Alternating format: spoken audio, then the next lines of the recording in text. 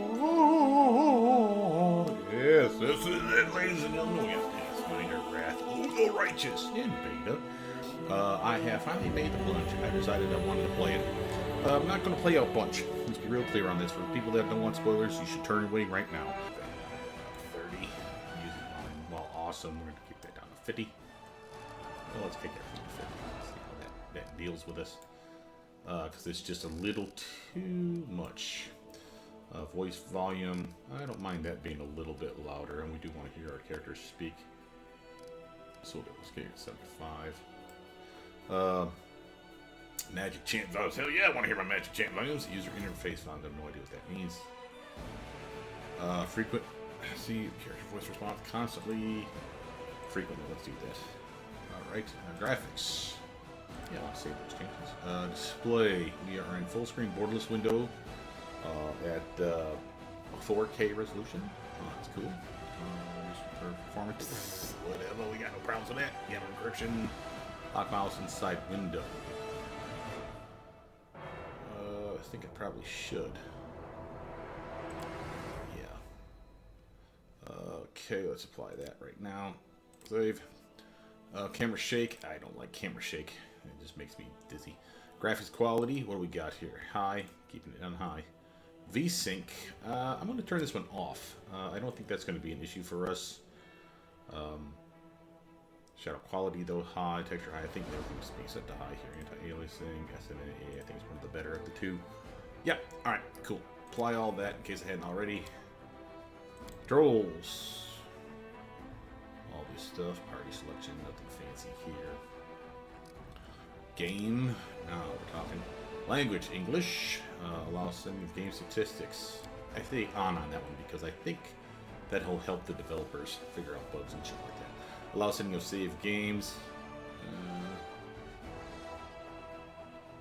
Yeah, game bugs again, yeah. Alright, Kingdom. I think the exclamation is just letting me know that I need to apply. True King loading times. Extended RAM and VRAM memory. Psst, I got VRAM memory up to yin yang. Go ahead, keep that shit on. Yeah, it doesn't use expendable spells. Oh, fuck it, don't. Get your ass to use those expendable spells. That's your job. You're going to use turn-based mode, which I hear they have in this game, as well as the real-time with pause. Action bars, slots autofill. Yeah, it's typical for me. I'll delete the one I don't want stuff in there. Enable looting during combat. I never liked that. That one's weird to me. It's like, here, oh, hold on, I'm going to be there to kick your ass in a second. Let me check your friend for freaking weapons and shit. That's odd. Although I will say on some missions I have had it where I've had to loot the bodies to get like a healing potion. But yeah, not in this game yet. Anyway, tutorial messages, all. Hell yes, we want all. We got a kingdom again, huh? Oh, cool, cool. Font size. Let's see if that font size maybe a little bit bigger for my blind old eyes. Let's see, font size. All that. Save. Okay, Bloodstained. So, yeah, I want Bloodstained on. Quick movements, sure. That's, I think, for moving from point A to point B when there's no fight. You'll see people are jogging their happy asses off. Save settings, auto save enabled, sure. Auto save slots. Now, this is where we're going to get into, like, getting 10 of these things. Same with quick saves. Tooltips. Yep. Show equipment comparison. Yes, simplified spell descriptions. Hide non-essential information. Description of spells and abilities. You will be able to read full spell description by right-clicking the spell in spellbook window and selecting info. Okay, fair enough. Auto pause. Pause on lost focus. What the hell does that mean? Oh, I think that's if I take the mouse away from where my characters are at. I'll pause the game. I think. Keep moving after combat start. This option to force party to continue moving to the specified point even if combat begins. No, screw that shit. If combat begins, I want to get control of everyone again. Pause when trap is detected. That's cheating. So we're turning that one off. It's not cheating. You can do what you want. Pause when the hidden object is detected. No, leave that on. Off, I mean. Pause on combat start. Now that I will do, because again, if we want to switch from real time to pause, we can do so, but again, it'll give us the option. The reason that that's important to me, for those of you who don't know the difference between real time with pause versus obviously turn-based combat, real time with pause is a cluster pile. It's fine for fodder fights, like when your characters are like awesome and you're like killing a bunch of fucking rats or kobolds or some stupid shit. You literally just walk over and just mow them down. You don't even cast spells. That's real time with pause. That's when you would probably use that shit. If you want to actually micromanage the shit out of your team, which is what I'm all about, then you want to do turn-based combat most times, if not every time. Hence the reason for pause on combat start, so I have the option of getting that shit going. Pause each round when all party members' turns are over. Pause. This would again be another way for real time with pause, where you could literally do a full round, micromanage it, but it flows more seamlessly. Everybody's turns over, it'll pause, is what I'm understanding, and then you can reallocate everybody to do what they're going to do next round, and then next round. But again, it flows more. So if you want a more realistic feel, this would be the one I'd probably turn on. If you wanted something though that's more pen and paper, then you want turn-based combat. Okay. Pause at the end of each round. No. Pause when the party member uses an ability. Pass. Pause when spellcasting commences. No. Spellcasting is interrupted. That'd be interesting, but no. Pause when spellcasting is finished. No. Pause when an effect. Jesus Christ, how many pauses you need, man? Pause when an effect, condition, or summon ends. Pass. Pause when an ally is down. That'd be useful. Pause when an enemy is down. Psst. Fuck that. That's the whole point of them going down, so I don't have to pause. Pause when a new enemy appears. No. But that would be useful. I would feel similar to me. It's more like pausing the start of combat. It's a new combat as far as I'm saying here. The only reason I'm not, when a new enemy appears, that could literally mean, they summon a pet. Like they get a summon monster spell or something going out there, and then poof, it's a new enemy, and it just appeared. Pause.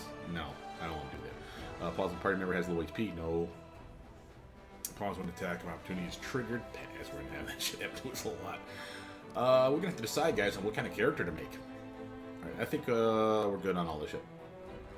Oh, wait, what's that? Critters instead of blood. So this one here is if you don't like blood. For those of you that, for example, have kids that might be sensitive to this sort of thing, you can turn this on instead of them hacking off and like blood that's spurting everywhere. It's like spiders and bugs fly off the bodies, which I don't know why that would be better. That would just make me more scared of fucking bugs. So whatever. But anyway, that's what that's on. So we're gonna apply all that. Sure sounds good. And we're gonna get back out of here, and we're gonna start a new game. Now, what are we gonna make? Main story. Join the struggle against the world wound, the epic war between Galarian and the Abyss that has raged for more than 100 years. Up to now, the Crusader armies have barely managed to curb the overwhelming enemy forces, but not for much longer. The Demon Lords are preparing to strike a decisive blow. You will have to harness mythic powers, take command of the 5th Crusade, and lead it against the demonic hordes. Why do I sound like I'm freaking Captain Kirk? I don't know.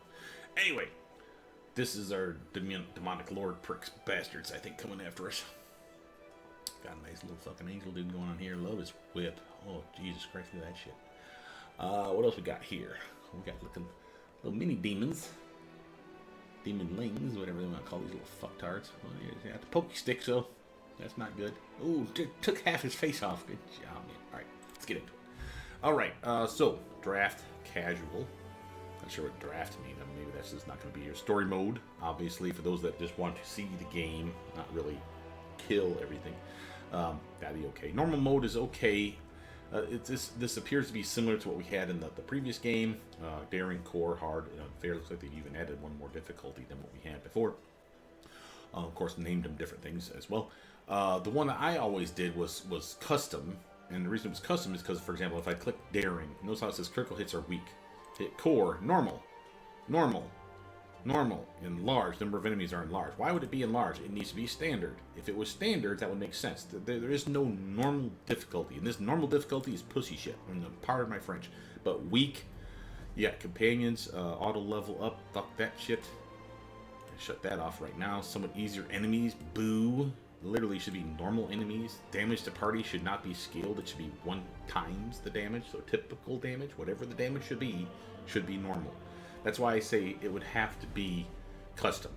So if I do core, critical hits, sure, death's door off. When this option enables, your character and companions will not die after suffering a deadly injury and will instead receive a death's door condition. This one could be one of those that I'd put on because literally if the fight is over, if they suffer deadly injury while on death's door, they die. If your main character dies, the game is over. Certain conditions and effects will kill a character without triggering death's door. I'm going to leave that off. Dead companions rise after combat. That's dead companions, not unconscious.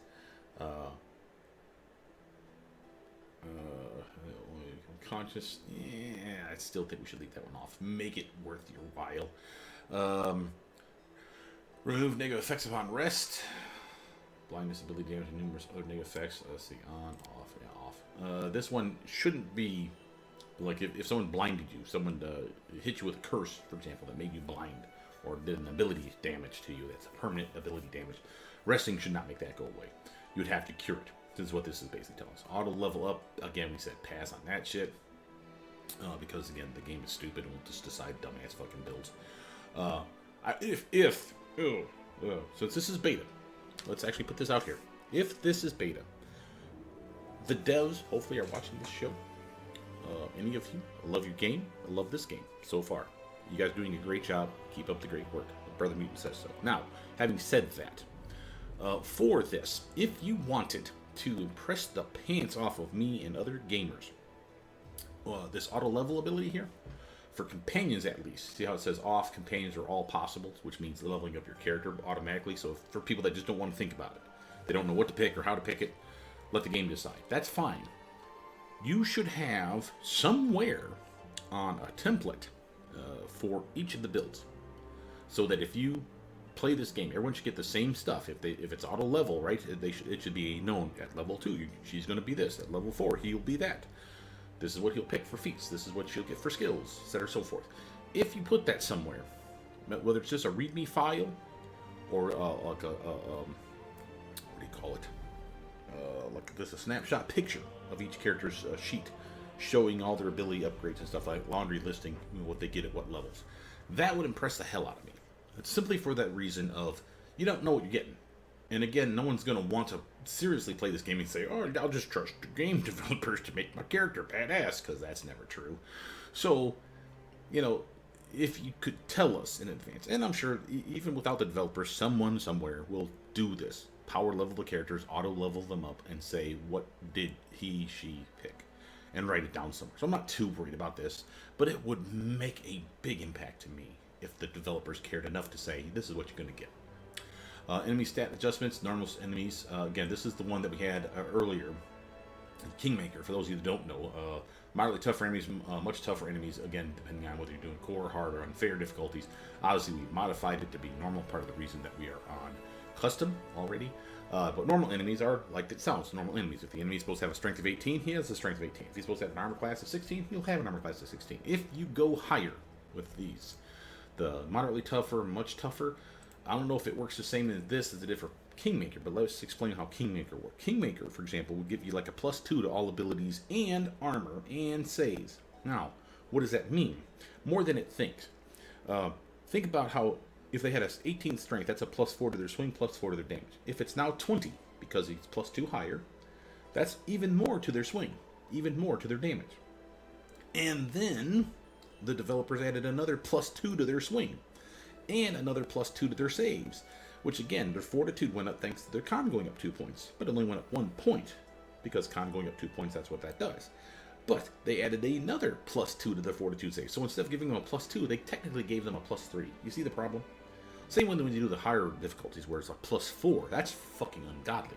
+4 to their armor, +2 more to their armor, thanks to their dexterity going up 4 goddamn points, plus to their swing because of their strength or their dex going up, depending on what kind of character they are.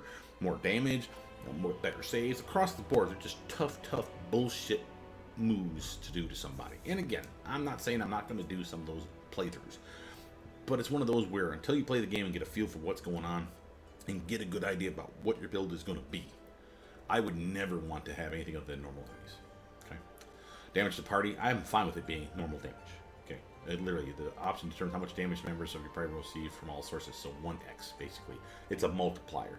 So if it's at 0.8, it's going to be 80% strength. So if they were to take 10 damage, now they only take 8. So again, that's what that means. So that's why I set it to 1x. So literally, I'm trying to make it as normal as possible. A number of enemies enlarged. So we have reduced, standard, and enlarged. I'm going to go for, again, standard.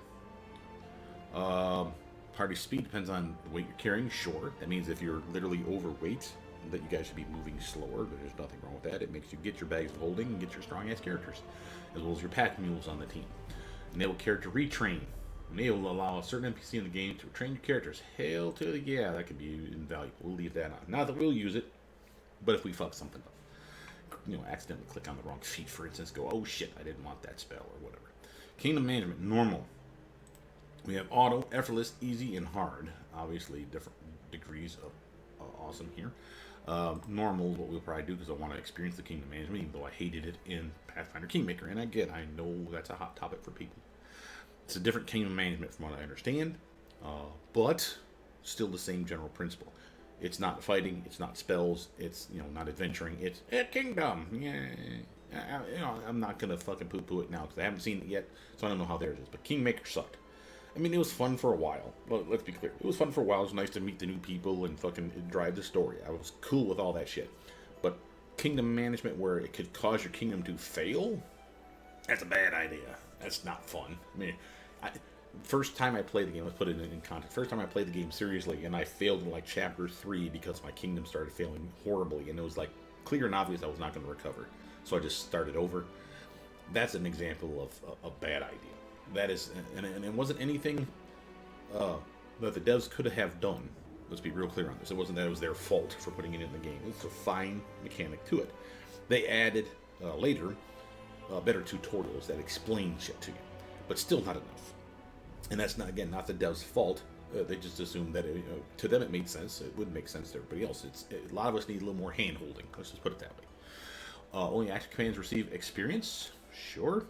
Only skill user receives skill check experience. I'll turn that on because I'm going to be the skill monkey. Last is Lion mode. Fuck you. Immersive mode. This one disables almost all interface hints. Now we need that. Show tutorial on. Yes, we're good there. Next. Okay. New character. So we have pre-generated characters. Okay, here's some. So this is nice. So check this out. We have Tailwind, half-elf, female, blonde hair, brunette there. Not sure what the hell that's about. Animal companion. She's a Cavalier. Well, many warriors strive to perfect their art, spending all their time honing their skill at martial arms. Others spend as much effort dedicating themselves to a cause. These warriors, known as Cavaliers, swear themselves to a purpose, serving above all else. Cavaliers are skilled at fighting from horseback and are often found charging across the battlefield, with the symbol of their order trailing on a long, fluttering banner. The Cavalier's true power comes from the conviction of his ideals, or hers, the oaths that he or she swears, and the challenge he or she makes. I like this here as well. Difficulty 2, letting you know how hard it is to control this character. I'm assuming what that means. So difficulty like 4 or 5 would mean very difficult. You better be an experienced player. But since we play Pathfinder Kingmaker, I feel like we're okay. We have melee combat, preferential. Defense is decent, but not amazing. They suck at range combat's what I'm seeing, and they're horrible at whatever the fuck this is. Control, and obviously magic none. Support, on the other hand, they're okay. And again, that's probably from feats, like teamwork feat type stuff. I'm assuming still in the game. They have an animal companion, obviously, as a Cavalier, they ride something. Order, and we have to pick the kind. Probably with her, it's already pre-baked in. Order, each Cavalier chooses an order to join. Their order gives them ability to challenge an enemy, gain advantage against them. Sounds a lot like Rangers with their ability to pick an enemy. Each order gives the challenge its own unique advantages. It also gives the Cavalier additional abilities as they advance. I always thought Cavaliers were like paladins with horses. I must be wrong on that. When a tactician, the character gains bonus command feats that power allies who fight side by side if they have the same feats and give their effects to all teams. Yeah, so typical team type stuff. She starts off with some athletics, only because her strength is fucking ungodly. She's a strong little half-elf. She's got an okay con, terrible wisdom. Dex is pretty respectable. Intelligence is not that great. Charisma is pretty good. So I'm guessing that the Cavalier is probably a strength or a strength charisma based character. Persuasion seems to be high and something that they invested in. Skill focused persuasion, no less. She has mobility, invested in that. Perception as well. Notice these ones here. I hate when they do this here. See that this is another dev bugaboo from Pathfinder Kingmaker that I hate, guys. Notice how this is trickery. It says +2. That's not true. It's +2. She has 0 ranks in it. It's because her dexterity is 14, so she has a +2 from her dexterity modifier. See the part at the top where it says trickery, dex, semicolon, trained only. If you have ranks of 0, you are untrained. You cannot do trickery. So this +2 does not exist. I really hate when they do this shit. This would be something that they really should fix this if they could, where it just X'd out. And again, until you unlock a rank, you don't get a score here. I think that would be an easy fix. Same with like this one here. Trained only, use magic device, getting a +2 coming from charisma. Again, she doesn't have those. Stealth, on the other hand. Armor check penalty, sure. Dex, sure. Doesn't say anything about needing skill. So the more agile you are, the more dexterous you are, the better you are at stealth. That's a no-brainer. Same with these ones here, though. These ones have to be trained, But her intelligence and her wisdom is so low. +0 is actually what she has, because +0 and +0. These are still not even +0s. She should not be able to attempt these checks. Okay. Athletics, sure, because again, it just requires strength. Mobility, sure, because it just requires dexterity. Persuasion, again, sure, doesn't have to have anything other than charisma. She has ranks in it. It's clear and obvious, good choices, but still. We got Oriad over here. What's an Oriad? Cleric. And again, just to show, wow, this is a weird cleric. It's a cleric that's terrible at melee, better at range. What the hell is this chick? Good at magic, not surprising. Good at support, okay at control, terrible at armor. This is a weird ass cleric. This must be like the one that Tristan was. But I don't know what the hell an Oriad is, guys. That's a half elf, that's race. Look trippy. Makes a spiky hair, man. I'm fucking digging it. What if the Oriad are the rock people? I think they are. That's fucking cool. Alright, anyway, channel energy, domains, spontaneous spells, blah, blah, blah. So it doesn't have the following features. You can't be an atheist. No surprise. And then the following features, Rahadum Faithless, obviously, because the same as atheist. 14 strength, con is 16. That's not bad. Wisdom is 17. That's pretty good. Dex is 12. I'd honestly rather swap those two stats around since she's going to be a ranged attacker. But whatever. Intelligence 8. Charisma 14. Again, this falls into the devs giving you a substandard character. You should always make your own. Unlard, human. What up, yo? Nice beard, bro. This guy's got a naked baby butt face, so what the hell? Fighters excel combat. Strip human. Difficulty level is 1. Notice that. Easy to be a fighter. Just point and click. Milk mastery. Armor mastery. Good at dex, good at con, good at strength. And actually okay at intelligence, I must say. Athletics, mobility, knowledge world, or nature. And by the way, for those of you that don't know, if this is similar to Pathfinder Kingmaker, they'll have the ability for you to detect magic items, identify them, as well as magical monsters and natural monsters and other shit like clerics and shit based on lore religion, lore nature, knowledge world, and knowledge arcana. You'll do an automatic check to see if you know anything about that animal, kind of thing. And the more you learn, based on how good you are at about nature, the better the information. It'll tell you what it is, what its weaknesses are, how strong it is, etc. and so forth. That's extremely valuable. I love that mechanic in Kingmaker. I hope that carries over in this game. I'll get a Rix the Gnome. Looks like a girl. What the hell? Male gnome. It looks way bigger than he should be. Maybe I'm not good at the picture. Yeah, it probably does the scale is right. Difficulty again, he's a rogue. Sneak attack, typical shit. Really good at dex, not surprising. Good at con, good at intelligence. Those are probably the 3 big stats I'd say are important for a rogue. Charisma is of course important too. Strength can be useful, but again, by and large, it's the dex con, because you're getting sneak attack damage. You're not relying on your strength for damage so much as you're relying on your sneak attack. Obviously, this would be a good trickery character. Nice stealth, perception, mobility, knowledge arcana, knowledge world. This guy's good at just about everything here. He's got a little bit of darker. But yeah, could be cool. And gnomes make good rogues, in my opinion. They get a phone that rings with a number I don't recognize. I ain't picking it up. Screw you, phone. Go away. I'm gaming. Marnin, Tiefling. What do you got there, Tiefling? Slayer. Study target. We've seen these in the Pathfinder Kingmaker too. Sneak attack isn't a much needed addition to the game. It wasn't in the vanilla version originally. Again, akin to a rogue that murders more. Best description I'm going to give you. Angie, the human. Really? Looks more like a dwarf. Or gnome. Whatever. Human. Difficulty 3. Sorcerer. Here we go. Now we're talking bloodline. Every sorcerer descends from a creature that possesses innate magic, such as dragons, fae, devils, etc. The bloodline grants the sorcerer a number of available spells, feats and abilities, and helps to empower their chosen specialization. charisma being their caster stat. Usually, there's exceptions to the rule. I want to say there's at least one that's an intelligence-based sorcerer, and I think there's another one that's a wisdom-based sorcerer. So you can have some serious fun here if you wanted to do that monk dip. I don't know how that works in this game. Let's get a custom character created, shall we? Oh, new portraits. Oh, they got the old Kingmaker ones. Oh, that's nice Kingmaker characters. What? Look at all these people. Dude, look at that guy. Nice. Mordecai. Oh, the Stag Lord. Yeah, that prick. That was Keston. Troll.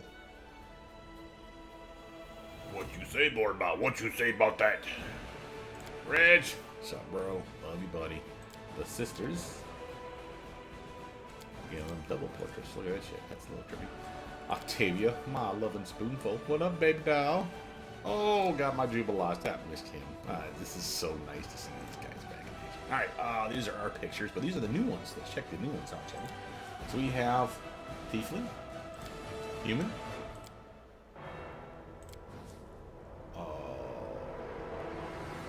Goth, I guess. Seems trippy.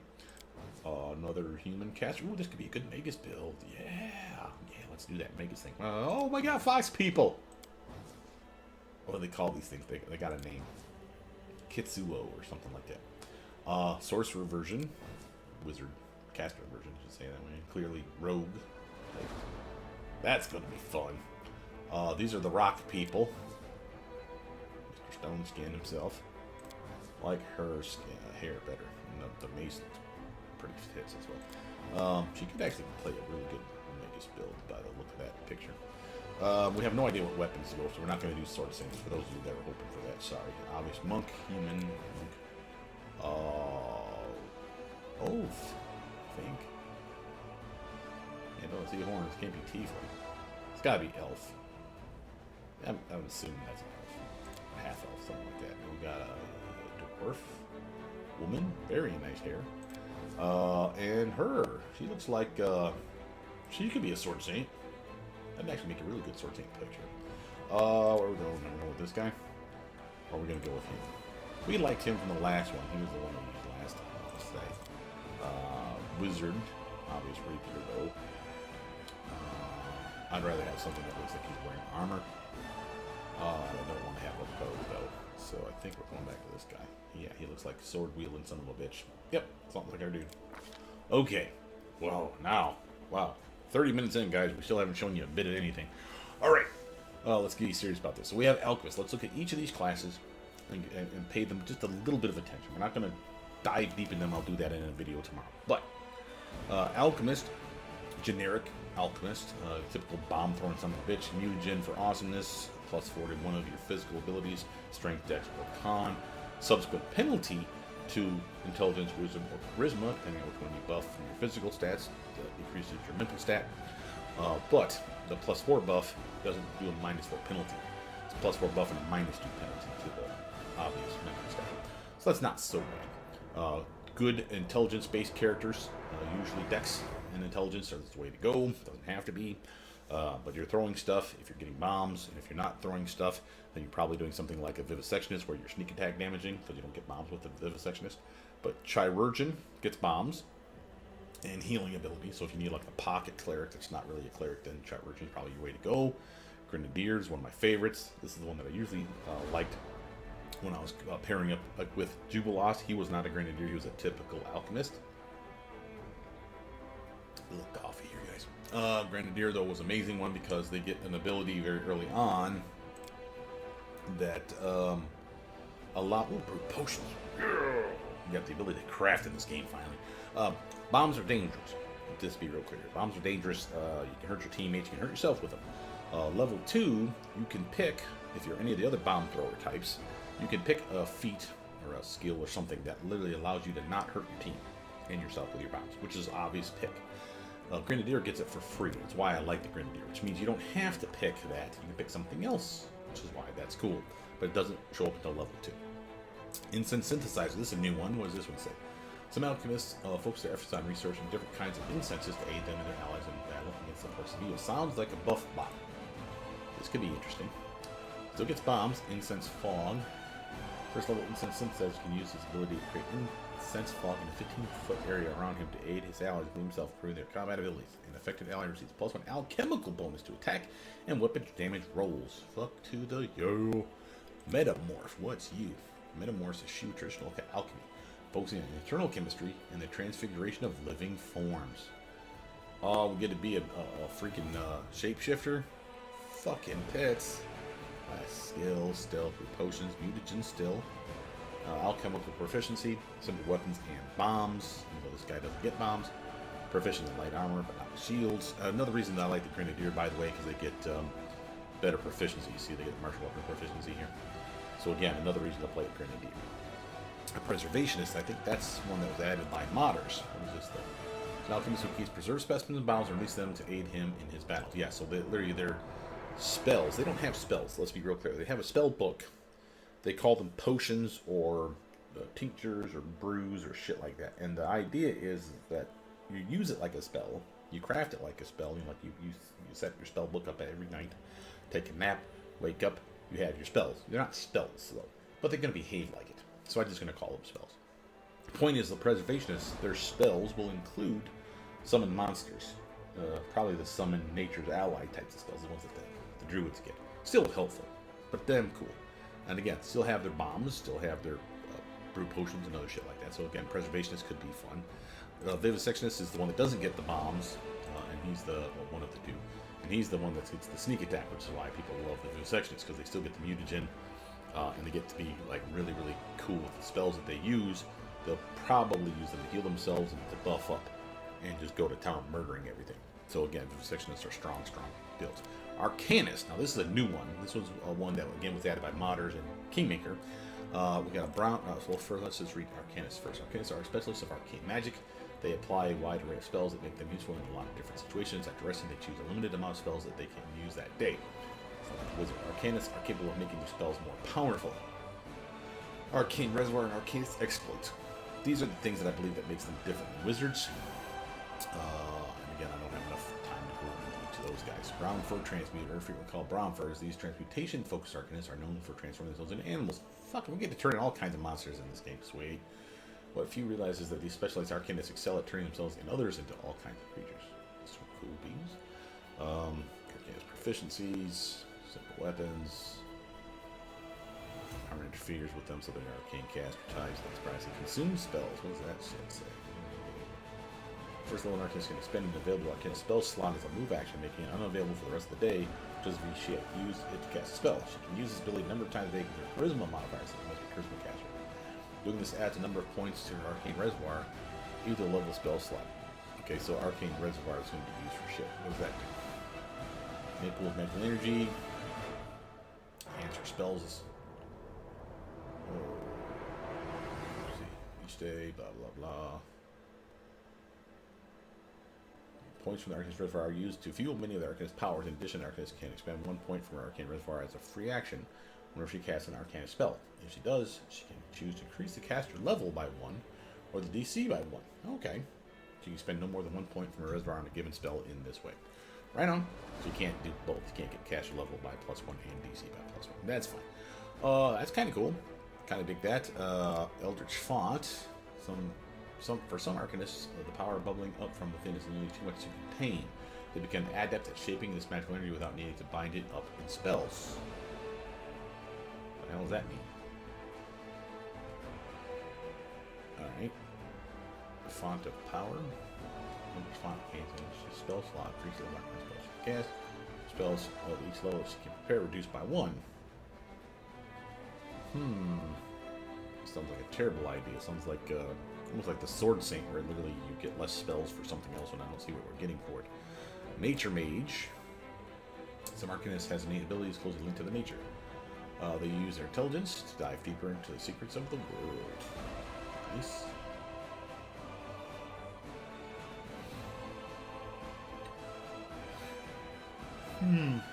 Okay. Unlettered Arcanists. Some Arcanists store their spells as whispered secrets within familiars instead of on paper. Kick ass. Which spells? Ooh. Uses the witch spell list instead of the traditional wizard sorcerer spell list. That's fucking cool. And you get familiar with that, could be interesting. White Mage! Everyone knows the White Mage. White Mage is an arcanist touched by divine power, gives with the ability to heal others. That's why everyone likes the White Mage. Kick ass. Phantasmal Mage. Oh, maybe a little teeny tiny person would do it. A strong bond with fairies turns the natural predisposition of gnomes. Oh, you must be a gnome. Haha, prerequisite, that's right. To the magic of the first world. By sacrificing time to learn the modern arcanist techniques, Phantom Mage is a true master of meta magic when it comes to the school of illusion. Being a specialist at, I don't know why I'm looking at things that are not my microphone. Gnomes being specifically adept at using illusion magic and overcoming illusion magic. That's why. That's pretty cool. Make me an illusion arcanist someday. That'd be fucking badass. Arcane meta magic. Yeah.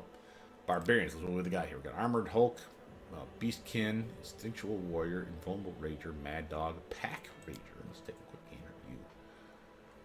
Pack Rager. Barbarian Rages, Thing of Beauty, Leave the Grace while such control displays. Both carnage often disregard attacks. There are those barbarians whose rage and fire spur on their allies and ferocious dance of death. Pack Rager. Cool, man. Bards. We have Archaeologist, like we had last time. Beast Tamer, that's a new one. Bards reading for variety backgrounds, including former shepherds, street charmers, and such. Those who find females a more appreciative audience than humans are usually become known as Beast Tamers. Such bards can greatly enhance the abilities of their beastly allies through inspiring performances. That's cool. Beast Call. So you can cast Summon Nature Tally 1 as spell-like ability, and it upgrades as they level up. Cool, man, cool. Spontaneous Summoner. Subclass of Bard, basically. Dirge Bard, that's new. Those are sonorous elements for the dead and elaborate. Ooh, yeah. Undead Bard kind of guy. I dig it. Flame Dancer, we had those last time. They're cool. We get flame spells eventually. Thunder Caller, again, we had those last time as well. They get sonic damaging spell-like effects, as well as the ability to summon lightning bolts down on the bad guys. Tranquil Whisper, that one's new. It doesn't have any text up here, but it doesn't know anything about it. Right now, Blood Ragers. Now, this one was only available in modded versions of Kingmaker, so this is nice they've added. So we have a Blood Rider, a generic Blood Rager, of course, too. Blood Ragers, for those of you who don't know, think Barbarian that can spontaneously cast magic. Okay, so they're like weak sorcerers, like weaker than a Eldritch Scion. Eldritch Scions can cast 0 through level 6 spells, at least they used to, and now Blood Ragers can cast no level 0 spells, but they cast level 1, 2, 3, and 4 eventually. But they get Rage, various types of Rage that are very similar to a Barbarian's Rage, making them really good physical combatants, and they have some offensive and defensive spells to kind of flesh them out a little bit, makes them cool. Blood Rider being a new one, obviously has a pet to ride, I'm guessing. Green Rager, it's got to be something about being like a druid, I'm guessing. Let's see, Primalist. Just having an ancient tradition and primitive wisdom enhance the rages with something more primal. Primalist mixes this blend with more traditional rage powers. Okay. Spell Eater. Heal damage. Basically can eat their spells to protect themselves or heal themselves or something like that. Steel Blood. These are going to be the ones that have like heavy armor. Again, one of the tougher barbarian classes that do that as well. Reformed Fiend. Oh my, that has to be a tiefling. Yeah.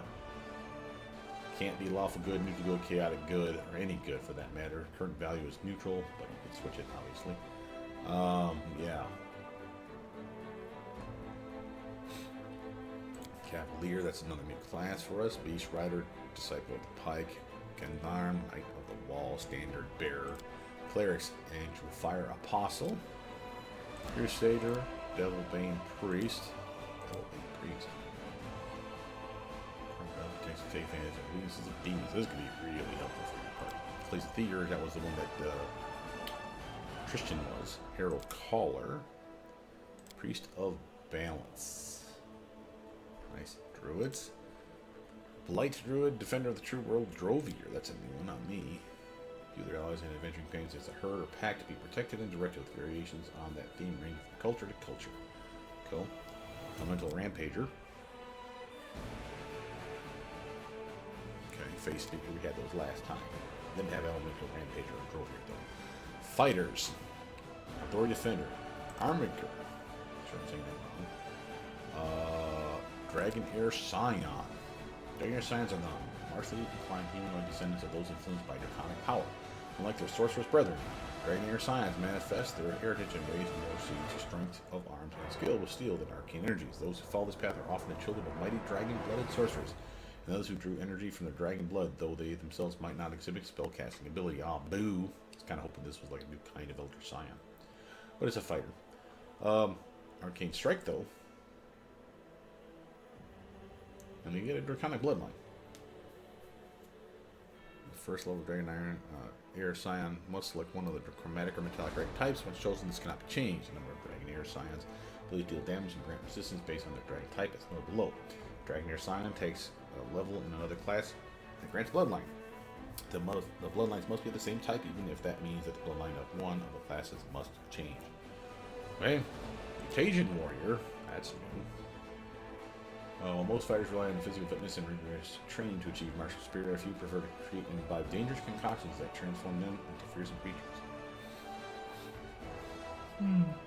This feels like a watered-down Alchemist to me. Tower Shield Specialist, we had that with Val. Two-handed Fighter, I think we had that as well. Hunters, Colluding Scoundrel, Divine Hunter, Forester, Urban Hunter, Wandering Marksman, Inquisitor, my favorite spontaneous cleric type class. I like the Oracle, don't get me wrong, but Inquisitors had more appeal. The team synergy, the buffage, is kind of more what an Inquisitor is to me. When I'm looking for a non-cleric cleric. Inquisitor, Faith Hunter, Monster Tactician, Sacred Huntsmaster. We had these two before. Faith Hunter's new. Sanctified Slayer's new. Tactical Leader, I think we had that one as well. So they've added like 2 more classes, so this is nice. Kineticist, the fucking pricks. Hate these guys. Not that you shouldn't play Kineticist. They're OP as hell. If you know what you're doing and you play them right, these guys are fucking just monsters. Like what Kineticist to me smack of for Pathfinder, if you play D&D and you have played a Warlock, this is what a Warlock feels like. Because they have spell-like abilities, but not spells. They have massive blasting capabilities that just get better over time. That's what Warlocks are all about. Like an infinite tap of that ability. So these guys are like brutally good at just start killing shit. But if you build it, which I never took the time to care. We'll come back to Mega Slayer because that's where we're going to stick. Let's start back here. Wizard, work our way back. Arcane Bomber, they suck, don't bother.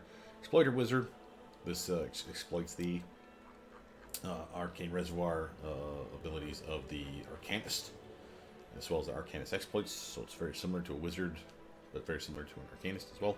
Scroll Savant, these ones are money. You get Scribe Scrolls, ooh, that's new, cool. Scroll Focus. At higher levels, the Scroll Savant, one of the reasons these guys are fun, is the Scroll Savant at like level 5 and level 10, I want to say, at least the Kingmaker, got upgrades to their use magic device abilities while using scrolls. Be real clear on this, not wands, just scrolls. But at level 10, this was the real selling point. Not at level 20, at level 10, a Scroll Savant can cast a scroll, any scroll that they can cast, and they cast it as if it were their caster level, not the innate caster level of the scroll. So if you had like a bless spell on a scroll, that's usually level 1, it lasts for 1 minute. It sucks. Doesn't get any better than that, but if you have more caster levels with Scroll Savant, you can cast it for like 10 minutes now, because it's 1 minute per caster level. If you cast like Divine Favor, something that you shouldn't be able to cast, but again, it's just scroll form, normally it's just a +1 to your attack, +1 to your damage, and it lasts for 1 minute. If you have that level 10 or higher Scroll Savant, you have the potential of getting that cheap spell that does lame bonus to damage, lame bonus to attack, and jumps it up to like +3/+3. Still only for a minute, but you can see the appeal. So Scroll Savants make scrolls really useful. You want to have a really good duo team, by the way, for those of you that are interested.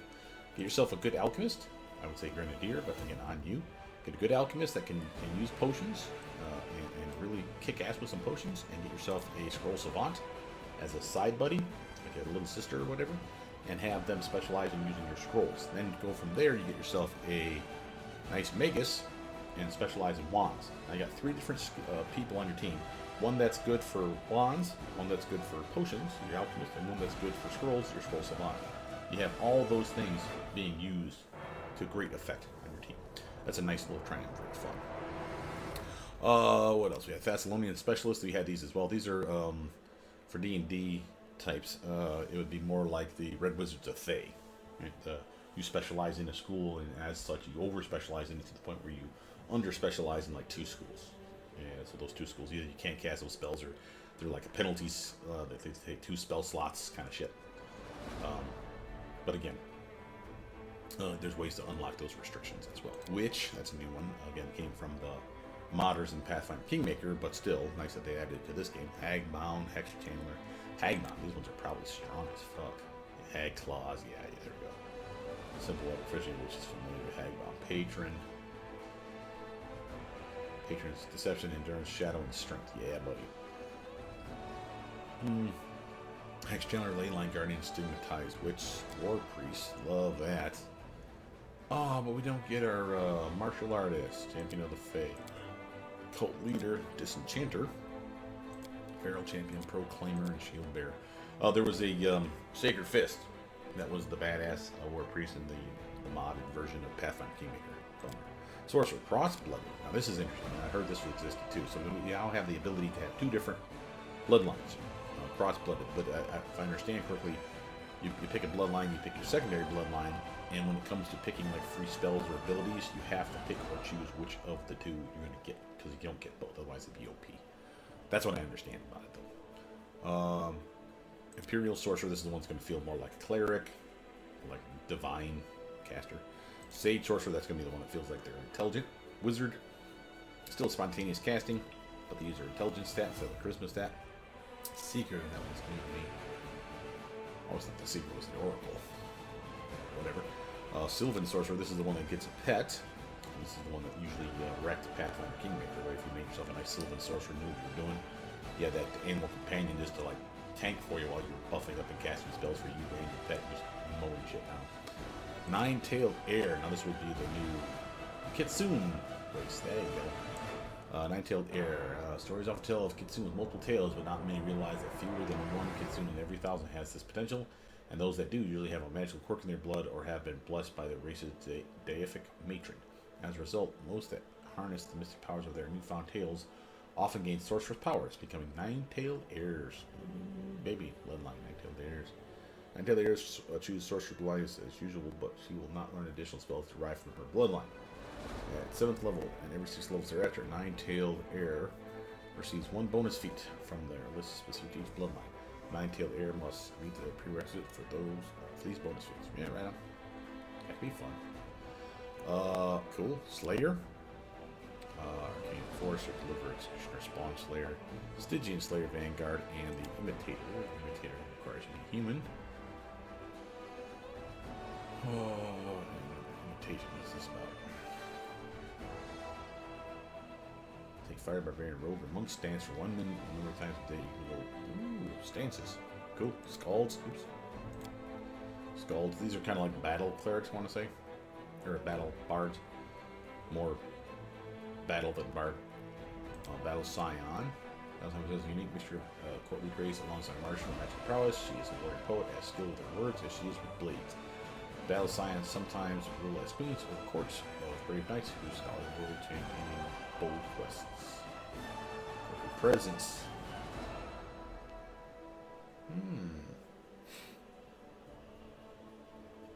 Bardic knowledge will only work for Bardic knowledge world, so there's a limitation there. Weapon and armor proficiency. Simple and martial, light, medium, and shields. Cast scald spells without spell failure, arcane spell failure. So they are considered an arcane caster, again, like a bard. Court poet, demon dancer. That sounds cool. Demon worshiping scald. Herald of the Horn, hunt caller. Shamans. Ooh, what are all the different caster types, man? Possessed shaman, spirit hunter, spirit warden, unsworn shaman, witch doctor, and wild range shaman. Requires you to be a half orc. Holy as fuck. Rogue, elder scoundrel. Be a wizard. Still be a rogue that doesn't sneak that damage. Here you go, elder scoundrel is the starting point. Sylvan trickster, that's a new one. Rose.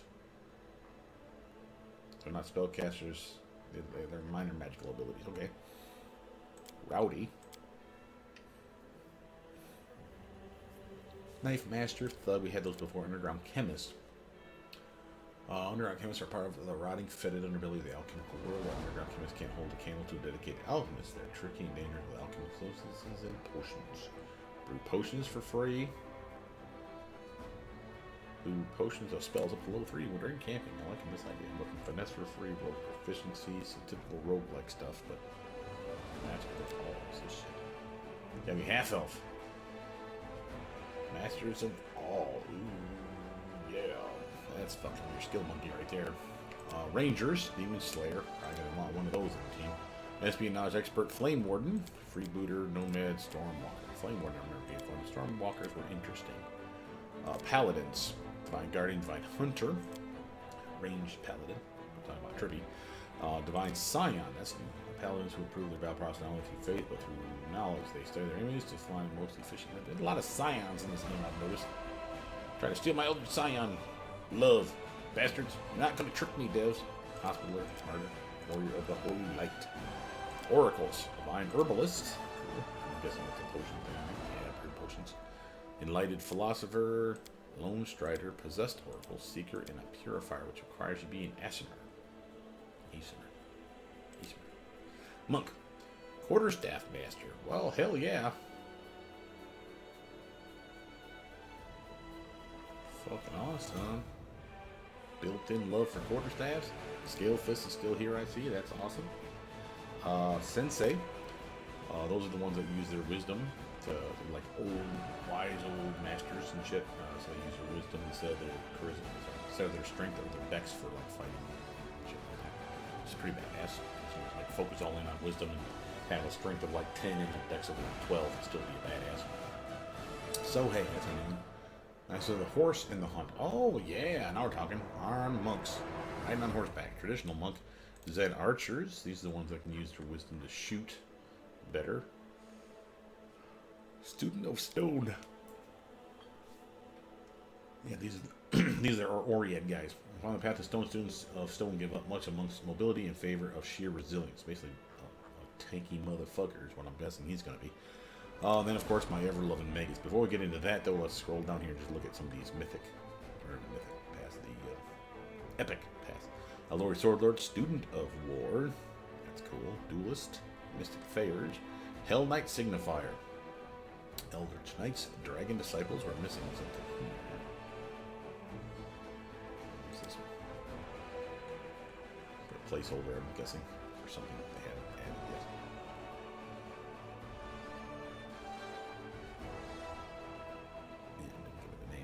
Stalwart Defender, Assassins, Arcane Tricksters, Hell Knights, Winter Witch. Ooh, bitch. All the powers of Winter Witches are inextricably blah blah blah. Need an Arcana 5. One of the following features: Frost, whatever the fuck that means. And ability to cast Divine Spells 3rd level, or Arcane Spells 3rd level. Wow, that's very progressive. Lots of cool shit there. Winter Witch Spell Book. Cool specialization. Any cold descriptors she casts has a saving throw DC increased by 1. Additionally, all spells with fire descriptors she casts have their saving throw DC decreased by 1. Yeah, not surprising. At 5th and 10th level, this bonus and penalty are increased by 1 up to a maximum of 3. Ooh, baby. It's cold spells. Freezing cold. Ooh, caster level increases by 1 then 2. Cold specialization. Loving these guys. Cold, freezing cold, cold specialization again. Fuck yeah. Hell Knights. That's gonna be fucking fun. Definitely gonna dip me into some Dragon Disciple. Know that shit. Play with dragons. Give me some serious fun. I wonder if they've added. Well, we won't know until we get into the game. I wonder if they've added the thing that came from modders that modders never got right. It's a feat called Prodigious Spellcaster or something like that. Prestigious Spellcaster, something like that. Where literally, for those of you who don't know, for example, Eldritch Knight and Dragon Disciple are two fine examples. 1 level dip in Eldritch Knight, you lose spell casting progression for that level. So if you're level 10 Wizard and level 10 Eldritch Knight, 10 and 10 should be 20, you should be a level 20 caster. You're not, you're level 19. Because that very first level, you don't progress. It's like your initiation training thing. Dragon Disciples get it even worse, because there's so many bonuses for being a Dragon Disciple, they had to penalize us. So what they did was at levels 1, 5, and 9, you did not progress any of your spell casting ability. What does that mean? It means if you're a 10-10 split, which I'm a fan of for Dragon Disciple, Elder Scion split, then you would only end as a spellcaster level 17, not 19, not 20. Well, prestigious, or prodigious, whatever the fuck it's called, spellcaster feat, it's supposed to give you one of those levels back. There's another one called Magical Knack, was an ability that was supposed to unlock like 2 caster levels back as well. So again, if you have both, I'm going to say prestigious, I think that's it, prestigious spellcaster and Magical Knack, and you went all in on Dragon Disciple, so a 10-10 split, whether it's Sorcerer, Eldritch Scion, however you want to play it, you would actually have full spellcasting progression by the end, because one would give you a +1 to your spellcasting level, and the other would give you 2 back to your spellcasting level. You can never be higher than your actual level. So what I'm saying is you couldn't get both of those and only go like a 4-level dip at Dragon Disciple and go 16 of Elder Scion and finish with like a caster level of 22. You couldn't do that shit. You'd only be level 20. But that was something that was always missing. But you better believe I'm going to do me a Dragon Disciple when I do this playthrough. We'll probably actually put together, when the game comes out official, a request for Magus. We got Spell Dancers, Elves, not surprising. We know about these guys. Strong emphasis on wizards within elven cultures influence how even non-wizard elves see themselves. Many elven magi do not consider themselves masters of a blend of martial and magical talents, but rather a subcategory of wizards who study the effect of physical movement and techniques upon spellcasting ability. They believe their ability to cast spells while fighting is an outgrowth of the concept of the spell dance, which itself is just another kind of wizardry. So basically they're dancing around and shit. First level of Spell Dancer gains the ability to expend 1 point from his arcane pools as swift action to gain +10 enhancement bonus to his movement, and the +2 dodge or AC against attacks of opportunity for 1 minute, allowing you to dance your way through the fucking combat kind of thing. For every 4 levels beyond 1, the Spell Dancer gains another +10 enhancement bonus, and +2 to AC against attacks of opportunity only, +5 at 5th level. Once per Spell Dance, as a swift action, the Spell Dancer may use Blur or Haste on himself as a swift action. Yeah, these abilities last for 1 round. At 10th level, Spell Dancer may instead take a swift action to use Dimension Door as a spell ability once during a spell dance. At 13th level, Spell Dancer may instead choose to take a swift action to gain free movement for 1 to 4 rounds. Holy shit, that's kind of cool. Sword Saint, again, another staple. We don't know what weapon to choose, so again, that's why I'm not going to play one right now. Hex Crafter, that's a new one on me. I think this was added with mods to Kingmaker, though. Again, using the Hex curses from the Witch side of things. Eldritch Archer, good ranged spell combatant, allowing you to be a bowsmith.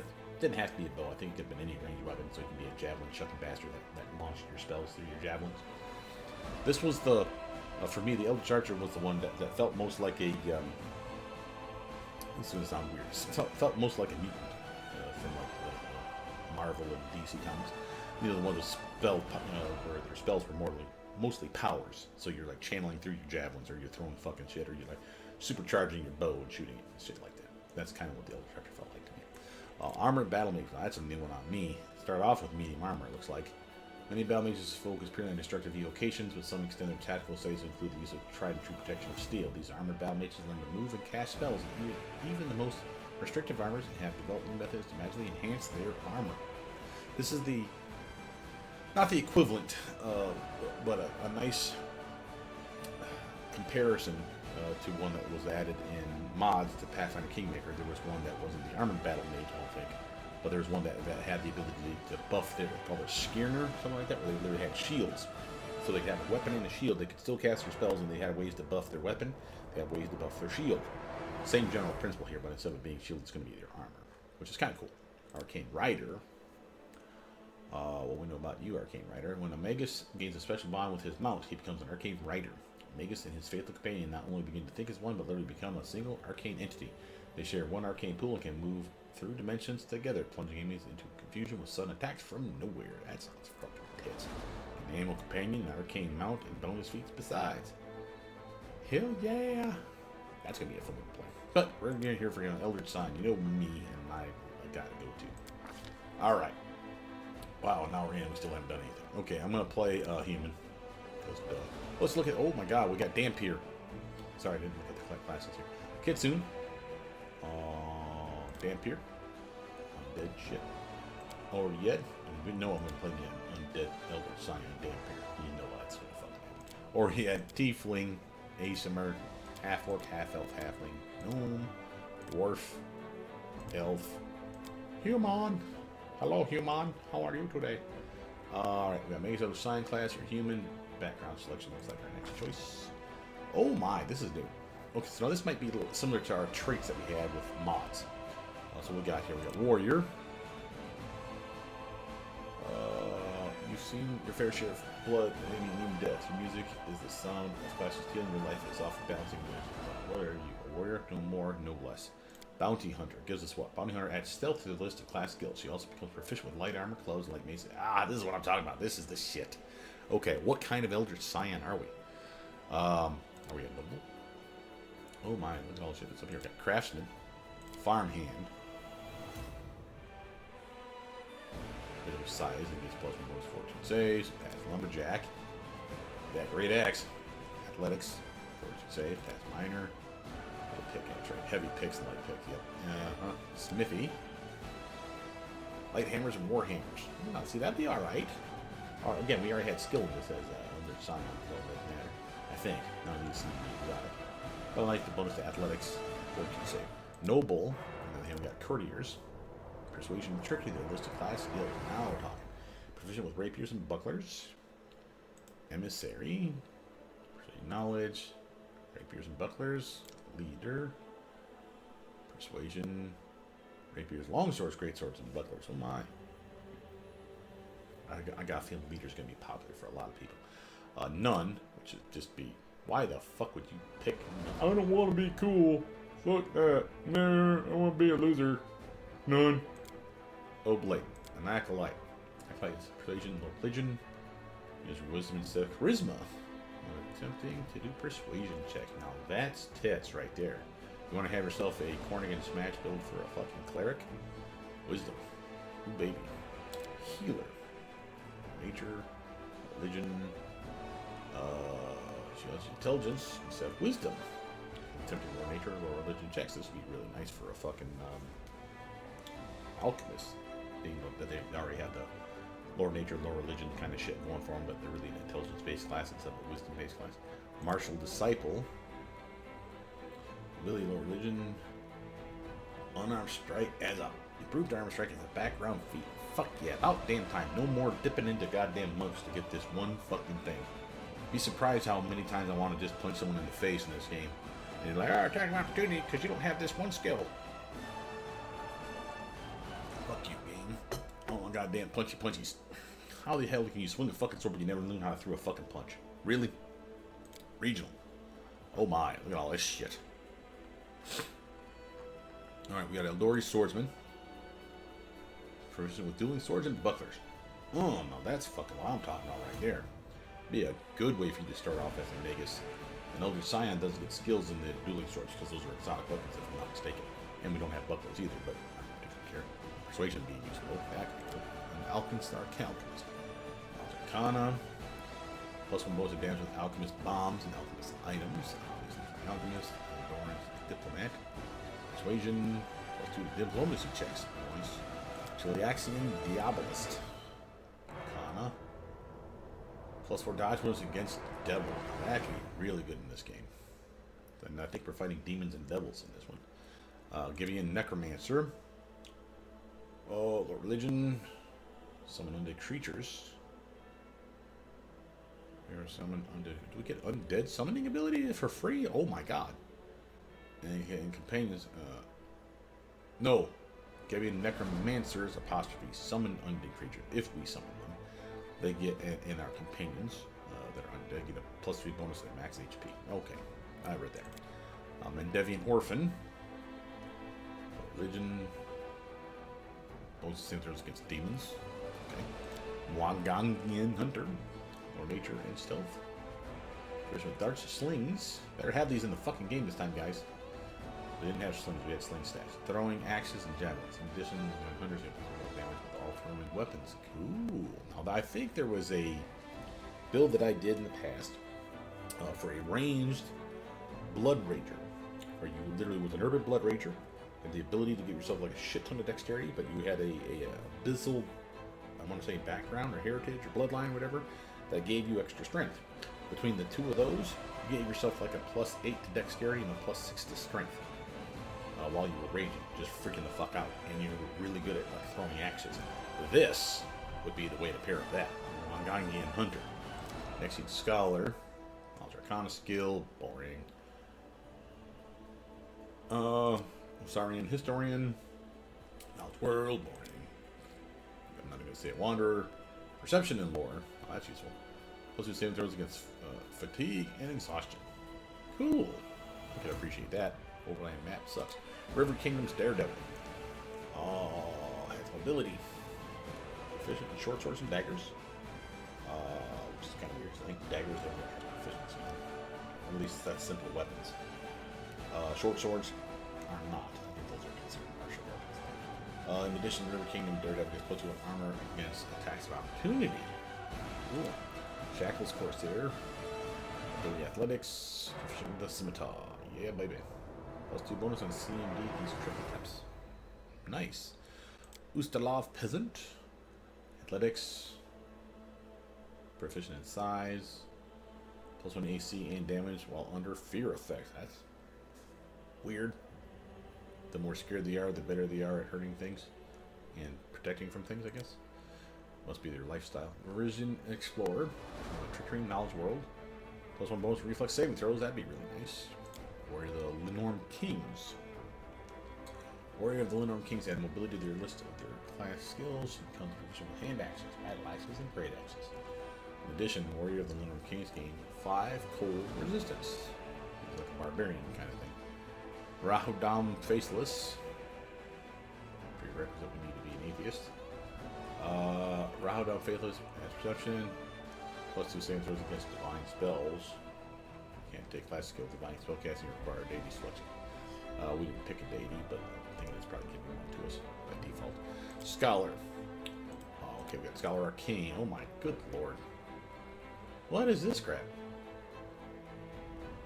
Oh, do we get a cantrip? No way. Let me go back to Scholar. Scholar. Oh, yeah. You have spent endless hours amongst books, scrolls, and artifacts delving into the mysteries of this world and solving them one by one. Yet you feel like it's only the beginning of your journey since there is still so much to learn and discover. Okay, so now wait a minute. Okay, wait a minute. Let's go in reverse. Nature. We can get Flare, Guidance, Light, Resistance, or Virtue as a spell. Okay. We could get Divine, get Guidance, Light, Resistance, or Virtue as a spell. Because these are cantrips, or orisons. For Arcane, these are cantrips. Touch Fatigue, Resistance, Ray Frost, Light, Jolt, Flare, Disrupt Undead, Daze, and Acid Splash. Now, the reason I did this was to show you this part here. If this is what I'm thinking this is. This is a spell, cantrip, we never get as an Eldritch Sign. Okay, you can have Acid Splash, Daze, Disrupt Undead, Flare, Light, Ray of Frost. I think even Resistance, definitely Touch Fatigue, were all on the list. Jolt was the only one you did not get by default.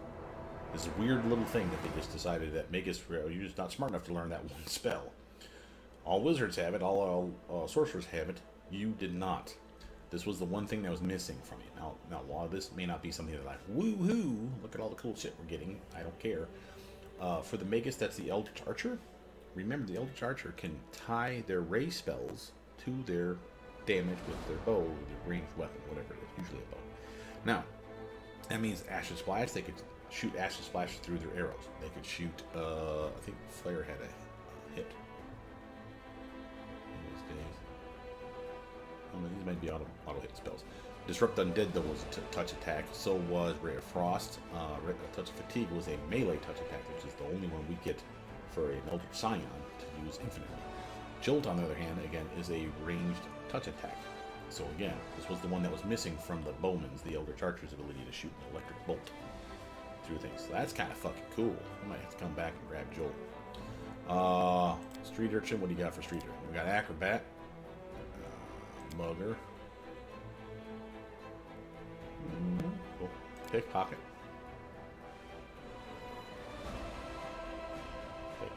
Wanderer, Hermit,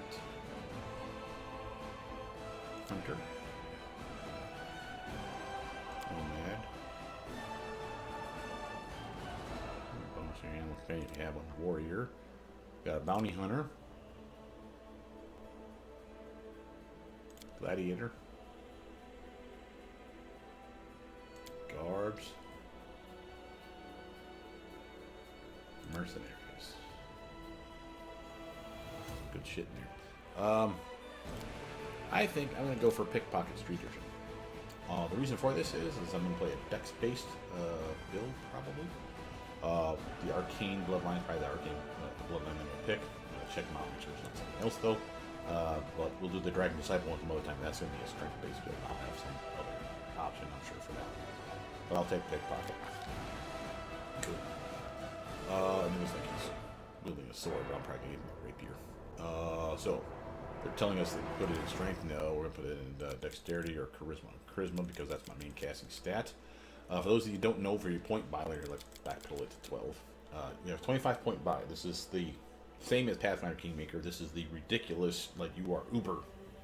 I mean, to give you some frame of reference, when we do a point buy for other games, 20 is common for the hero.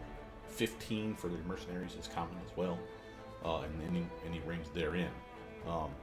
So in this game, the fact that you're getting 25 is pretty fucking special, because you can really spread these out. If you wanted to go for like a jack of all trade, master of none, let's just put some stuff at 14s and see where that puts us for our points. 14, 14, 14, 14, 14, and 12. That's a decent character. I mean, it doesn't sound like it is, but that's strong. You're agile, you're smart, you've got some extra health. By and large, if you swap these around, you're a tough dude. But this is not min-maxing. This is not what people would enjoy doing for their character. For the Eldritch Scion, a typical one for me would be 16 here, 19 there, or switching these two around. Or instead of strength, go dex, so 16 could be down here, go a dex-based build, so what we're going to do, and then we'd have like 2 more points in life and intelligence, take away from wisdom, and get these other guys like that. That's min-maxing. That's a little trippy. You're really screwing yourself on your wisdom, which is your lore religion, your lore nature, and your perception, which is a no bueno, but you got a team. Supposedly, that's why that doesn't matter to me. This would be how I would build a typical Scion, strength-based one. I'm going to go this route.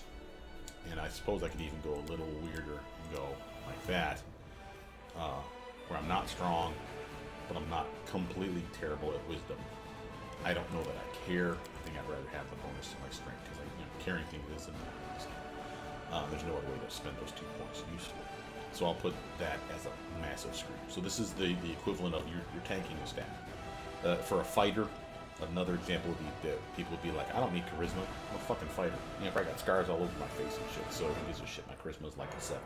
And then they'd spread all these points around in other ways, like their strength would be a 19, their dex would be a 12, their con would be a 16, and then everything else would be 12s. And they'd be happy with that. And their charisma would be a 7. Because who cares? You're swinging shit. That's your whole fucking purpose. In this case, we're taking the other stance. An Eldritch Scion is a caster that fights, or a fighter that casts, however you want to look at them. I like the specific build that we're going for, is the Arcane Bloodline. Hopefully it's still in the game. Because it's a really strong caster type. And you have to pick a bloodline when you're an Eldritch Scion. You're a spontaneous caster. Most Magus cast like wizards. They have a spell book. They prepare their spells every fucking day. The Eldritch Scion, however, is like the sorcerer fighters of the group. They have spontaneous spell casting, which means you have a limited amount of spell picks, and therefore you support what spells you do pick. That's fine. If I were to be more into the fighting aspect, like buffing up, 16 for your charisma, instead of the dex here, flopping these 2 stats around, making this a 19, this a 16, would be a viable option. 16 is as high as you need to cast all your spells. You get your spell casting, for those of you that don't know these games, you have a casting stat, in our case it's charisma. They're even giving us the thumbs up to let us know. The charisma has to be 10 plus the level of spell you're trying to cast. So if you only have the charisma of 10, you'll only be able to cast your level 0 spells. If you're level 1 spells, you'd have to have the charisma of 11. Level 6 spells, which is the highest that Magus can cast naturally, not coming from scrolls and shit like that, from their actual spell book or their spell picks, is level 6. So they have to have a minimum charisma of 16 to cast those spells. Now that's poor.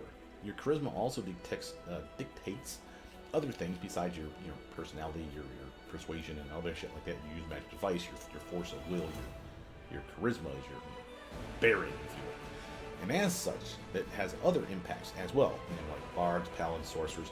Also impact not only our spell level, but our DC check of our spells.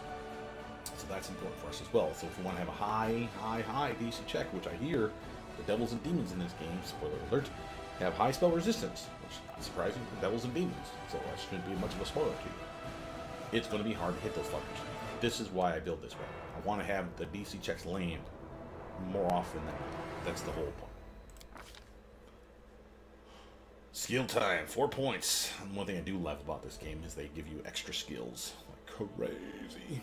Which is nice. Modders fuck it up in Pathfinder Kingmaker. The modders really dick your skills spread.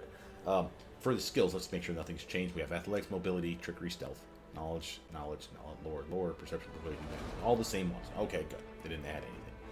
I thought maybe like animal husbandry or some shit would be in there for your horseback riding or whatever.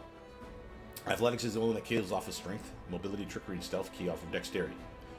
The knowledge is key off of intelligence. Lore key off of wisdom. So is perception. Persuasion and use magic life is your charisma. Notice nothing in here is con. Right? So it's fine. It's just the way it is. Honestly, I think they really should have done athletics be either strength or con. Whatever. Point is, you got 4 points to spend. You can't only you spend them anywhere you want, but you can't spend more than one at a time. So you can't get a max rank value greater than one. It tells you right down here. So if we wanted to use magic advice, we can unlock it now. If we want persuasion, we can make it better.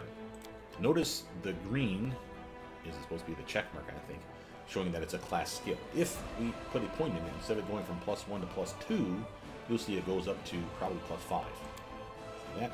Because class skill, +3. Because of this thing here, we're getting 3 more bonus things on it. You have to invest at least once in it. Every point after that, it's not going to do any more than go up 1 more point. So it'll go from +5 to +6, +6 to +7. So again, it's the one and done approach. Notice we have trickery, we have stealth. Notice we have high dexterity. That's keying in on those as well. And notice trickery requires we be trained in it. I don't care about stealth right now. I do care about knowledge for Arcana, because again, I'm a caster type.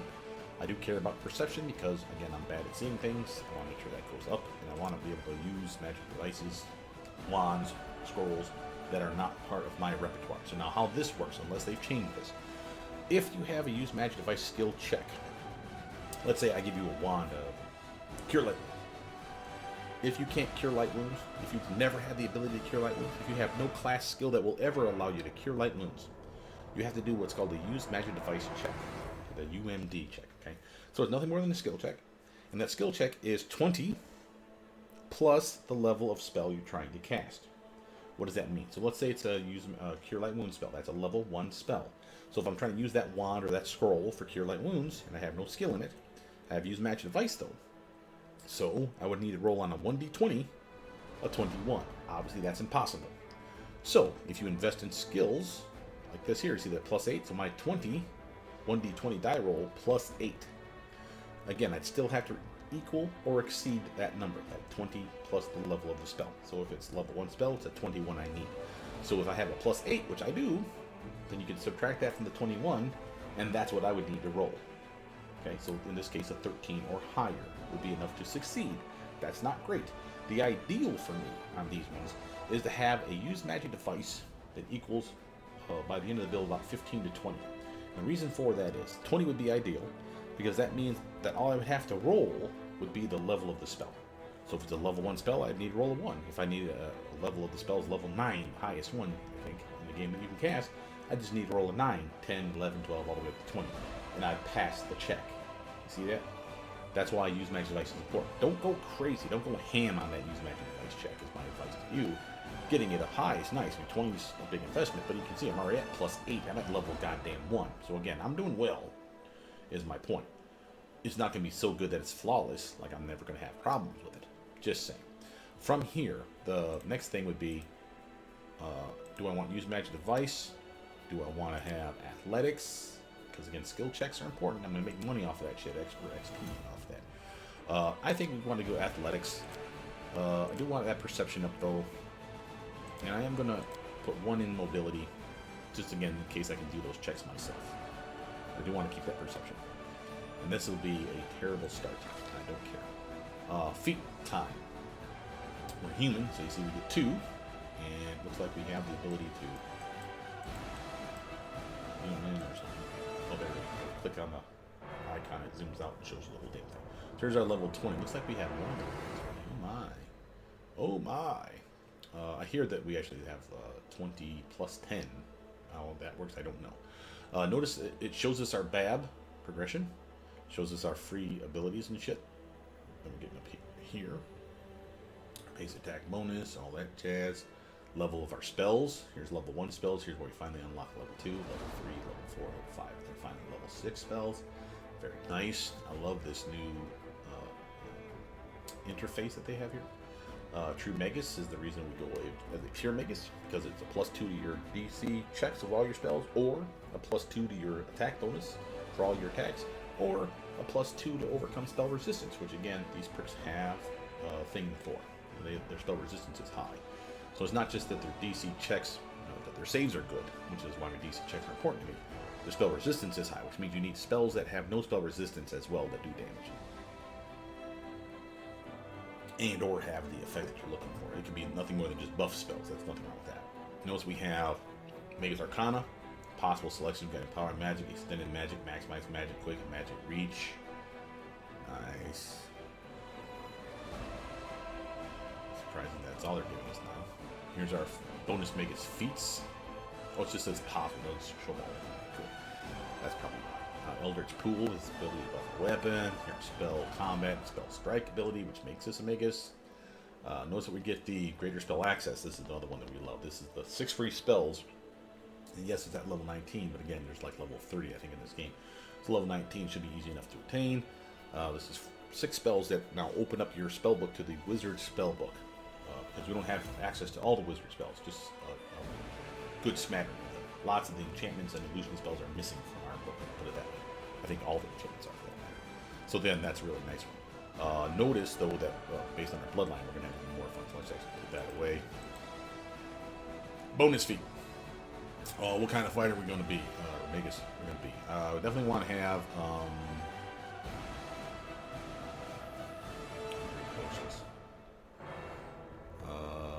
Let's look at these feasts there, shall we? Oh yeah, these are the ones that we don't have access to right now, so that's cool too. So we'll check it all out. Okay, sorry for the long video here, fellas, but I'm jazzed. If it's not apparent, it is now. Point blank shot, alertness, allied spellcaster. Again, this is your teamwork feat, I believe. If you ally, you are skilled at piercing the protections of other creatures. This will be really key. Watch this here. Whenever you are adjacent to an ally who has this feat, teamwork feat, you receive a +2 bonus on concentration checks and level checks made to overcome spell resistance. So when people are bitching about, oh, these devils, these demons, they're hard for their spell resistance. Right fucking here, man. We're on a team. You shouldn't be taking on devils or demons solo. I'm sure someone will. I'm sure I will. But until I figure out where shit's at in this game and what's the best weapon combo for me to put in my freaking Sword Saint, you better believe shit like this is going to be instrumental for you and your team. Arcane Strike's still here. That's free damage. I love that one. We get medium armor proficiency way the hell over here, by the way, so we don't need to get this now. And then we get better than medium armor proficiency. We get arcane medium armor, which means we can actually cast spells without spell failure at that level. That's why Elder Scions and other Mage are awesome. Sword Saints don't give that. Blind Fight could be fun. Brew Potions is new. What else we got here?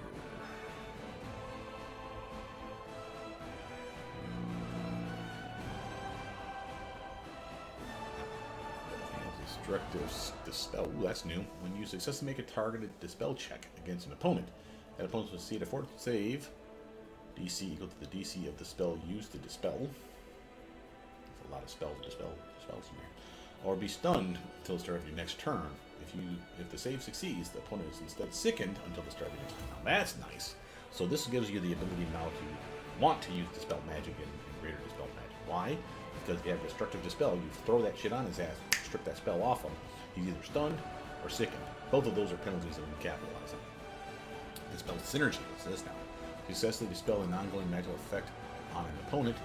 Opponent takes a -2 penalty on saving throws against your spells for 1 round. Let's see where they're going with this. Dispel Smooth. Elemental Focus. Again, you have to pick what type of elemental damage it is. Acid, cold, fire. Sonic is always the redheaded stepchild. They don't get any love. You better believe I'm grabbing Dodge, though, for one of these. And then for the other one, I'm going to grab something else. Endurance, extra Arcana pool, +2. That's lame. You can grab that multiple times, though. Great Fortitude, Improved Initiative, Iron Will, Reflexes, Metamagics. Useless at level 1, but worth grabbing, and it's nice to know that they're here.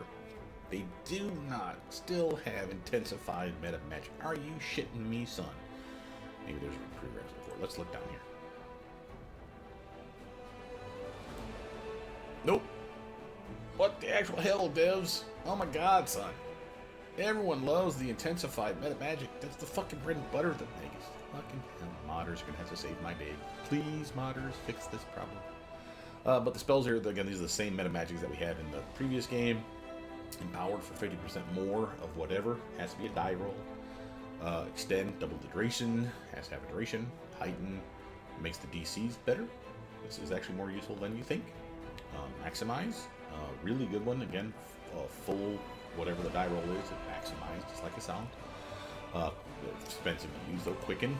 Fired off very quickly, so you can get like 2 spells off in the same combat round. But again, Quicken is one of those that you kind of want to give those to like wizards and sorcerers and other casters that get up to like level 9 spells. For us lower casters, 2/3 casters is what I'm going to call us, you probably would want to Quicken. Not this way anyway. Get a Metamagic Rod. Metamagic Reach, on the other hand, allows you to shoot things farther. Now, there's a caveat to this one too. So, ranged of touch allows you to shoot it at close range. Close range becomes medium. Medium becomes long. If it's already long, you cannot make it longer. If it is a cone, you cannot make it longer. If it is, what else? That's it. If it's a cone, whether it's a narrow beam, like Lightning Bolt is a beam cone, or like a Dragon's Breath cone, proper, like Shout or something, you can't use reach on it. If it's Fireball, and it's already at long range, again, you cannot reach it. If it is a touch, you can shoot it. Not. So think of your Cure Light Wound spells, you can shoot those at a distance. That's not bad. You could shoot stuff like your Touch of Fatigue or your Shocking Grasp. Now you have a little lightning attack that you can shoot at up to 30 feet. That could be useful for some people. So Reach is the interesting one. Extend is an interesting one. And Empower, to me, those are the 3 that I like out of this list. Intensify would be my go-to. Mounted Combat. Now we're talking new one here. Once per round, when your mount is hit in combat, you attempt a mobility check to negate the hit. The hit is negated if your mobility check result is greater than the opponent's attack roll. Oh, you need an intelligence of 3 for this, huh? That's cute, dude. Mobility 1. Current value is 1. Okay, persuasive scribe scrolls. Now we're talking. Intelligence of 3. You're fucking shitting me. They gotta change that fucking prerequisite. Intelligence has to be at least like 11 or some shit on this, guys. Allows you to craft scrolls during camping. That's an obvious. Shake it off. Shield professional. Shield caster. Teamwork feat. Skill focus. Lots of them. Spell focus. Lots of them as well. Again, something we will focus on, like spell focus and invocation. So it's definitely a choice that I'm going to be going for. Spell pin, and then of course greater spell pin later on. That's a nice +2, +4 bonus to your spell penetration check against spell resistance of a target, like the devils and the demons. To weapon fighting, finesse. That's the one we have to grab for sure.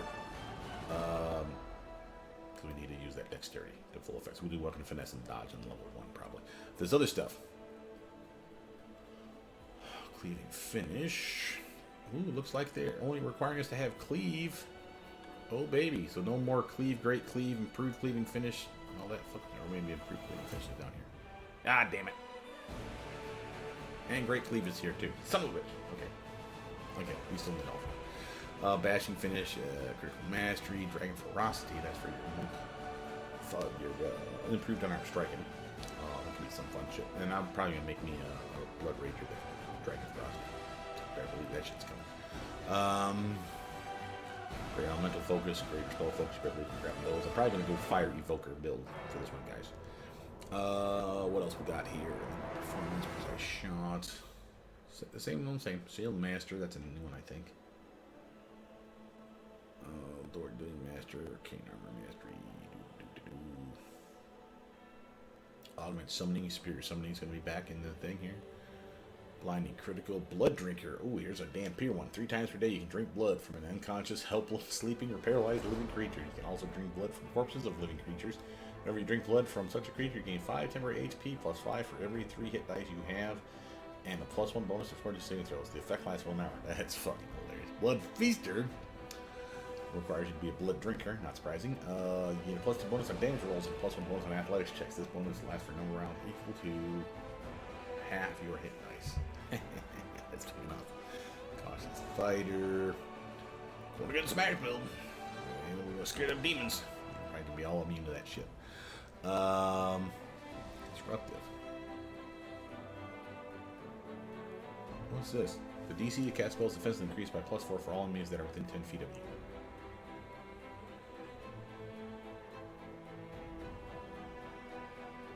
What? It sounds like a penalty.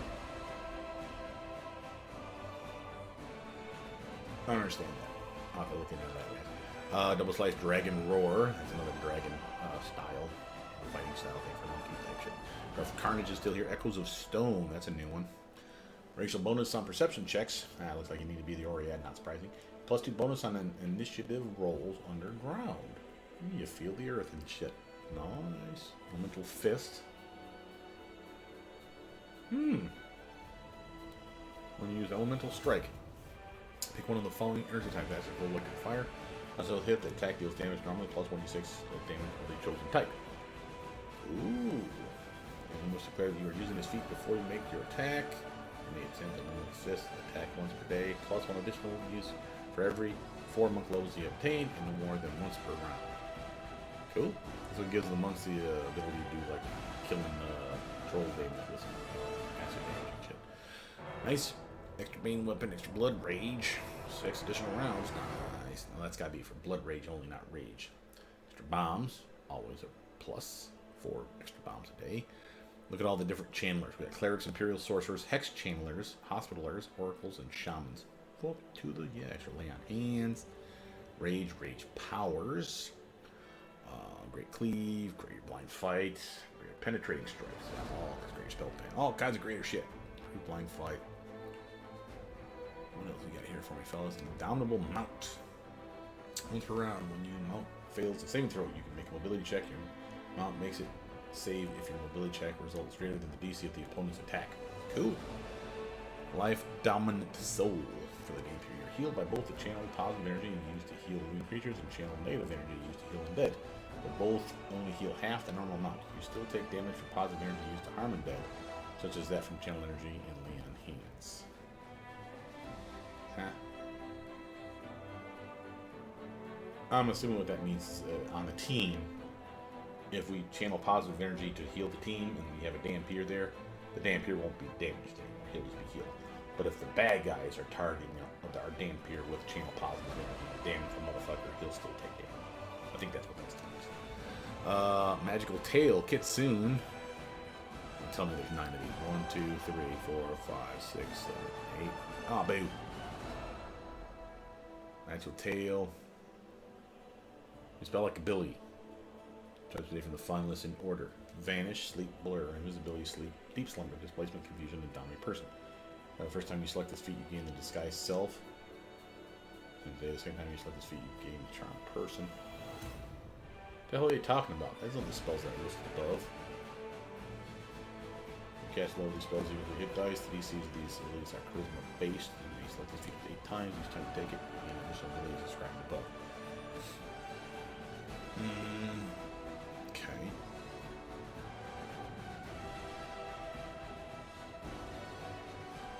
I'm assuming that you pick it once, you're going to get Vanish. You pick it twice, you get Sleep. You pick it a third time, you get Blur.